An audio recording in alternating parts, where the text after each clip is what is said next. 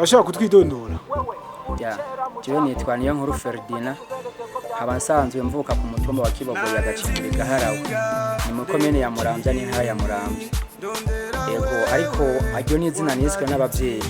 Jewe navutse 1995 nkaba nsanzwe nahisemo umwuga wo kuririmba mu gihe ishure nabona yuko ritanyorohereza cyane.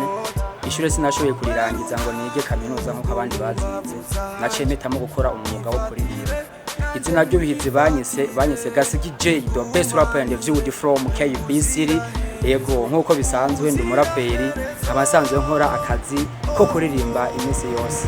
Mbe kubera iki wahisemo kuririmba rap? Gituma nahisemo kuririmba rap nuko natembereye nkagenda mbona abaraperi kenshi baba bafise ikintu cyo kuririmba ibintu dufate biba bifise message yihuta. Yego kubera ko umuraperi message aho nyine ayitanga aho nyine ntavyo kuvuga ngo ndinda majwi ngo ngirane. Umuraperi ijwi no kuvuga yuko ijwi ryose riba rifise message ishaka gutanga kandi yihuse.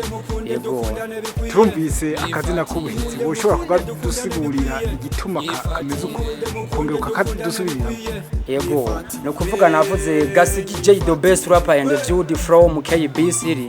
No kuvuga yuko Gasigi J ni izina niyise je ubwanje mu gihe nabuze papa kandi ntarinda masi. Hanyuma nararavye mu matungo yose yarasize gukora ko nari umuhungu ndi muhira mfise mukuru wanje nawe urumva yari yamaze gusohoka mu gico gihe nari nkiri muhira sinayebwa nari umunyeshure. Hanyuma mpitamo kwiyita Gasigi kubera ko nabona mu itunga ryari risigaye mu rugo ari Gasigi yarasize ahari. Niyo mpamvu nahisemo kwiyita Gasigi. The best urapa no kuvuga yuko ndi umuhungu w'umuraperi yemera kandi shaka ko impano yanje zongeza ku. Yego abize barumva the best rapper kandi from KBC no kuvuga yuko ni hahandi nyine ku Kibogo nsanzwe ntuye. Yego ni mu majambo make kandi murakoze. Murakoze cyane. Mbega wavuze yuko wagarukiye amashuri yawe yagejeje? Amashuri yanje nibangarize mwarimu uko niwe yanyandikiye Yego urategekanya gusubira urose amahirwe gusubira ku ishuri kuko urabona ibyo ku ishuri ntibihezwa ishure icyo kibazo gutegekanya gusubira ku ishuri ndabitegekanya mu gasi ishure ryari byo byose kuko ku isi dufite amashuri menshi mu bwose no banja kwiga karikire mantaro. Oya ubu ndashaka kuja ku ishuri rya muzike kugira muzike ndayiteze imbere mu ncamake ibintu bya muzike ndayiteze imbere. Urakoze cyane. Mbega uwo mwuga wawe wo kuririmba wawutanguye ryari wizeye kuzogushikana kuki? Jewe umwuga wanje wo kuririmba nawutanguye 2010 maze kuwutangura nawutanguye buke ubu rero uko ndiko ndabandanya nifuza ko wongeza kure kuko natanguye ndirimbira ha mu ntara ubu shaka yuko wongeza ku isi yose. Niyo ntego mfise yuko nomenyekana ku isi yose ndabicishije mu uwo mudiho wa hip hop. Nirihe wo jambo wobwira abagukurikirana canke abakunzi bawe wo bizezi?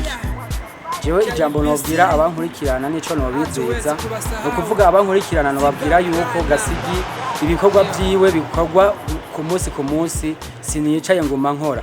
Bisivye ko hari gihe bishobora gushika nkagira imbaraga nke mu bikorwa mba ndiko ndakora ariko no babwira yuko bagume bakurikirana ibikorwa byanje kugira ngo mbandanye ngere kuri ya ntambwe nipfuza yuko noririmbira isi yose kuko ubu ndacari ngaha mu gihugu cy'u Burundi rero ndashaka nzogere ku isi yose no mu makungu hose manetse icapa Gasigi J bacu bavuga tujya turamuze kavuka Muramvya mu ntara y'u Burundi. Ego uno munsi uri kumbonesha kure ya Kumbizi TV harakarimbo wowe ufise nguririmbi abakunzi ba Kumbizi TV wongere n'ico usaba abafana baza gukora mu ntara. Ego karahari ndashobora kukarondera bidatevye. Je biranezereye kuba tugiye kubumwe nakarekana tsinda turi bene mugabo umwe muze tuje hamwe maze tugirishira hamwe dusenyere ku mugozi umwe tuvome ku mugezi umwe tureke bajya baja kwigira inyakamwe baze bashake ububagarura bamubure dukomeze urukundo maze dufate urugendo. Abeshi baravuga yuko Gasigi J ari umuririmbyi ariko umbabarire ubuki buryoha iyo ukojeje ku rutoki gusa unyoye byishi ntibyigera busohoza ariko uko jiye urutoki umva birasohoza niho cha uburyoho cyane. Yego kubera ko uvuga mu majambo ahambaye nkanye kubera ko niyo mpano yanje sibyo nize bindimwe. Yego Gasigi J na kahe kajambo ubwira abakunzi ba canka abakunzi ba akajambo nobwira abakunzi ba Mbizi TV n'abakunzi banje nukuntu babwira yuko bakurikirana ibikorwa byacu bazi baragira amabone amasubscribe kugira ngo tubandanye dutere imbere mu bino bikorwa byacu dukora kuko murabona yuko tutagize abadukurikirana ntaho twugira. Yego mbega Gasigije kugira ngo ashike ku mpano hariho gukenera ibikoresho cyangwa gukenera abamufata mu mugongo nirihe jambo nikihe usaba nk'umuntu bishobora kugira ngo gushigikire? Okay, icambere na mbere nshimye no kubera muba mwambaye hafi kugira ngo muntumire hano kuri studio ya Mbizi TV. Hanyuma nkaca nsaba abantu bose baba bafite ubufasha bwo gufasha umuntu wese afite impano yuko bomuba impande bakaraba ibyakenye bakaraba ibyashoboye nkaje ubwanje nta muntu numwe ari karamfasha makino gihe ibyo nkora byose ndabikora ku giti canje. Rero nosaba abobona bafite ubushobozi bwo kumfasha yuko bomfasha kugira ngo ino mpano yanje sindayikana ndi hariya mu gifuri ahubwo ndabe ko yogira hingejeje. Yego urumwe mu gwaruka usa naho uri kurishingira akazi nakahe kamota tero rundi gwaruka aho kuzerinze burunde icyo bakora bifashishije impano Imana yabahaye kugira ngo umuntu uronke icyo urya hama n'umufuko nawo nyine uronka amafaranga. Akamono utanga kugwaruka dusanzwe tungana nabo nkuriye canke bari munsi yanje nuko icambere na mbere no babwira ati turi kumwe twese birashoboka kuko ico civugo President Nyakubahwa Evariste Ndayishimiye nico ariko arakoresha mwono mwanya.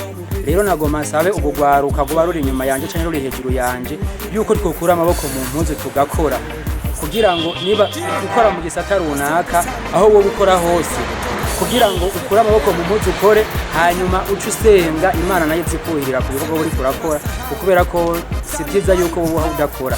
Shiramo ingufu dukore kandi uzosanga uri kuratera imbere uteze imbere umuryango wawe uteze imbere n'igihugu. Urakoze namwe. Mwebwe muri ko murakurikirana ku Mbizi TV aho nibereye nkurikirana ku Mbizi TV. Amazina yanje ni Elvis Rankunda ndumujene w'Imuramvya. Mu bikorwa bya Mbizi TV harimo kumenyekanisha ibikorwa by'abajene b'Imuramvya nanje ahondi nkomeza kuyikurikirana kandi iri kidushikiriza ibintu bidasanzwe. Mukomeze kuyiraba no kuyikurikirana abari hirya no hino abari Muramvya abari mu ntara zitandukanye abari hanze y'igihugu mwibuka kugira commentaire na j'aime na partage kugira ngo bikomeze gushikira benshi. Merci beaucoup.